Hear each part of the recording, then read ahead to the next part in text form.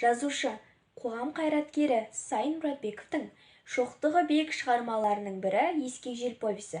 Бұл повесте ақынның әртүрлі тақырыпта жазылған шығармалары жинақталып отыр.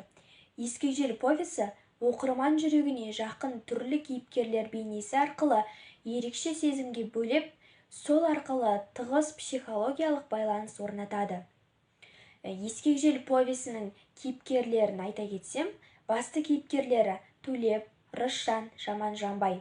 Ал тың кейіпкерлері Рысжанның небәрі 3 жасар қызы Қаншайым, Рысжанның әжесі Жамал, Селебезі және тағы басқа. Көркем туындыда сол замандағы ауыл тіршілігі, тасқоймадағы жұмысшылардың күнкөрісі, отбасы құндылықтар мен екі жастың отауы суреттелген. Хикаяттағы басты кейіпкер Рысжан қарапайым тұқым салатын тасқойманың жұмысшысы. 5-6 әйелден ертеден кешке дейін талмай көктемде себілетін тұқымдық астықты тазалайды. Осы әйелдердің ортасында еркек кіндіктен тек Жаман Жанбай ғана жүреді. Ол қоймашы, жасы 40-тар шамасында, қалың сырмалы күпәйке шалбар киіп жүретін тайпақ адам.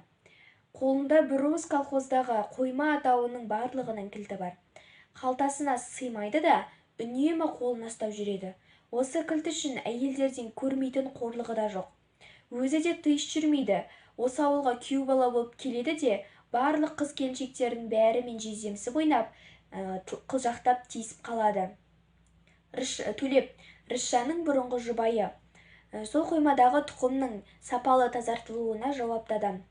90 ауыз сөздің тобықтай түйінін айта кетсем, Сайын Мұратбековтың «Ескек жел» хикаяты адамның жан әлеміне, көңіл күйдің Қазақстан қалтарыстарына үңілуінің шебері бұл әңгімелерінде де оқырманды тамсандырып отырады. Сол себепті Сайын Мұратбековтың «Ескек жел» повесін оқуға кеңес беремін.